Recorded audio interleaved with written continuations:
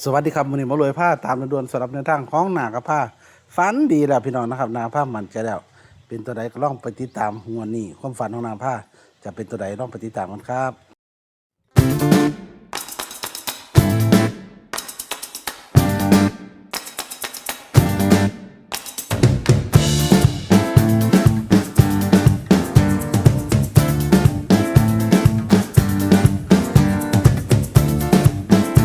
พ่อเป็นอะไรพี่เอาว่าตะเกินแล้วเนาะ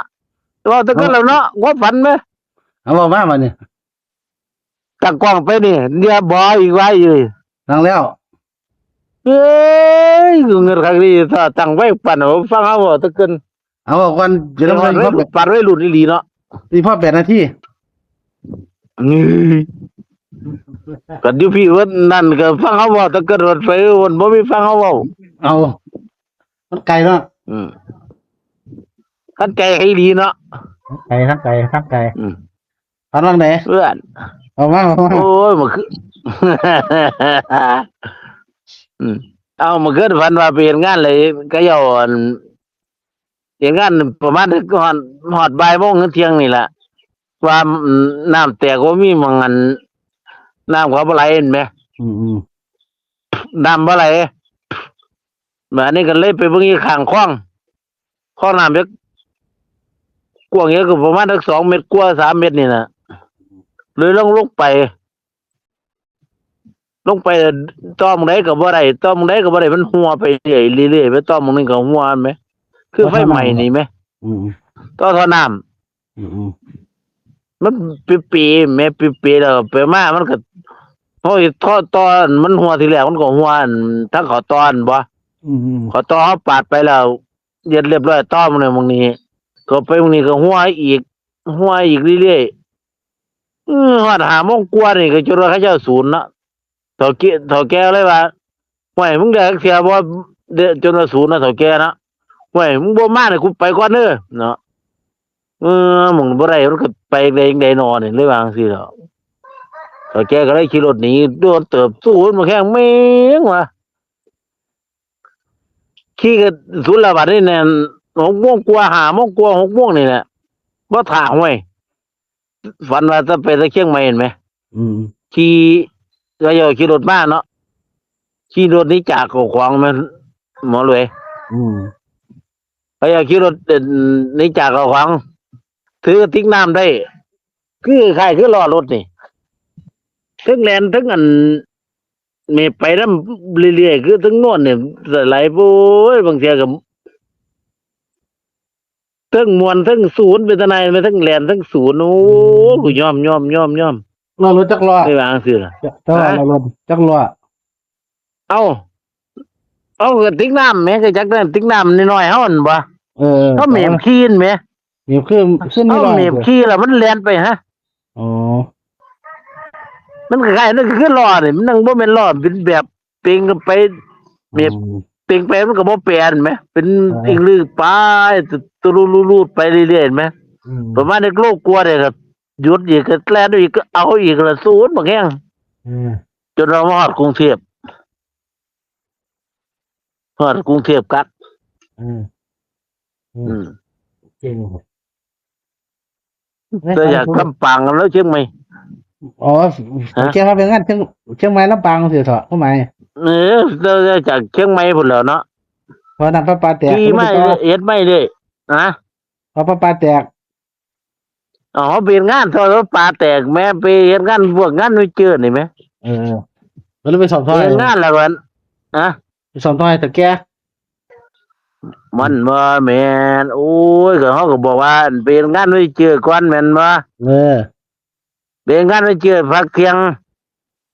แล้วผู้ใดก็เขาไปห้องน้ำว่าบ่ไหลเลยไปบอกเขาแก่เราเลยบอกเขาไปเฮ็ดสอบมันน้ำประปาไปทำไมบอกผู้ใดก็บ่ไปบอกผู้ใดก็ไปเลยเดี๋ยวเห็นน้ำผู้เดียวเขาเอาเลยว่าเขาพลาดละวิเฮ็ดพลาดพูดอย่างเขามีอะไรก็พลาดถึงเลยโอ้ยซูมตะแข้งคนละนะยังกับผ้าเขามียังกับผ้าเลยว่าขี่บ่ออกกับผ้าเนี่ยเว้ยยอมก็เลยไปเฮ็ดต้อมนี่จนเขาจะ ยืนเฝ้าเนาะยืนเฝ้าหมองมันทุกคนไหม เออ มันก็โดนแล้วเถอะเอาโดนแล้วก็ไม่ใส่กันตี้หือนั่นแหละจนว่าหาโมงกลัวา6 โมงเขาเจ้ายังหนีจากเนาะแล้วจังมันโอ้ยป้ากันที่รถหนี้จากศูนย์ดอกแห้งจนว่ามีพ่อถึงหน้าเพิ่นเมย์ไปพร้อมแล่นไปพร้อมเมย์ไปพร้อมนะ อืม นั่นแหละได้ศูนย์ดอกแห้ง อืม นั่นแหละวางในตึกออใดตัวใดเนี่ย อืมตัวแก้กระสุนเจ้ากระสุนตัวแก้ด้วย ไม่แต่แกว่าศูนย์แล้วมีแต่บอกซะลุงน้องหนีจากขี่รถหนีจากเนาะ อืม มันบ่โดนแล้วบ่แล้วแค่หนีหนีจากมันสู่เฮา เออ เอาไม่เห็นน้ำให้บุคคาตัวก็อีขี้หนีนอนนี่อย่าขี้หนีก็ขี้หนีรถเลยจนว่าเอาศูนย์ฮะ เออ บ่แล้วเคลียร์อะไร อืม เนี่ยวางในตีตัวไหนเนี่ย ปกติอัน9060นั่นแล้ว90นั่นแหละตัวกันขี้กระติกกับกระติกกับส่งสี่เหลี่ยมเนาะกระติกสี่เหลี่ยมกระติกน้ำสมัยก่อนต้องแก่น้ำเนาะ เออน อนขี้ติกอะไรนั่นนี่เต้กระติกมันส่งสี่เหลี่ยมไหมอยู่ว่าสี่บ่ เอาทิ้งได้ก็ตี 460 490บ่ ก็แล้วเตี้ยแล้วนะ อืม460เด้อครับ490เนาะว่าตีตามสัญลักษณ์ของมันเนี่ยกระติกน้ำทั้งสมัยก่อนน่ะนะเขา20 ลิตรน่ะมันสิแปรๆบ่ล่ะเพิ่นนอนทับ นอนทับบ่ใช่ครับ อืมตี4649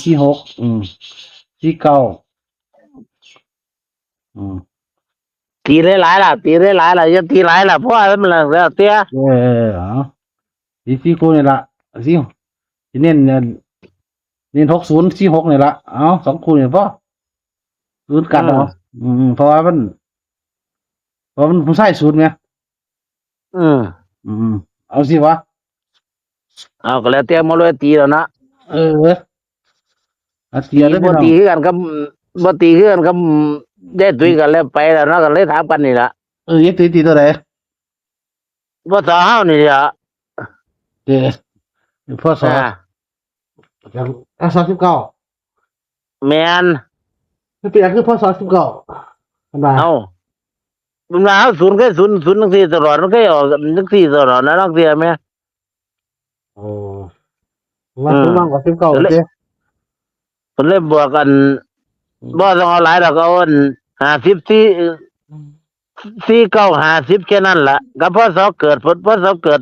เขียนไว้ให้เขาเจ้าบ่เอาหลายตัวดอกให้เขาเจ้าเรียกเอาเลยอังสั้น อ๋อ เราเลยก็ตีคนละ แล้วศูนย์เนาะเป็นอาการวัดศูนย์มันเป็นอาการของอันมันว่าเลือดไหลนะถ้าก็จะฝันเราฟันขาฟันอย่างของมันเป็นเลือดเป็นหนังหมดนะ เอาก็แล้วแต่เขาตีแล้วเนาะ ไอ้วันเดียวนี้มันไม่เลือดนะเป็นอาการศูนย์นี่คือ เออ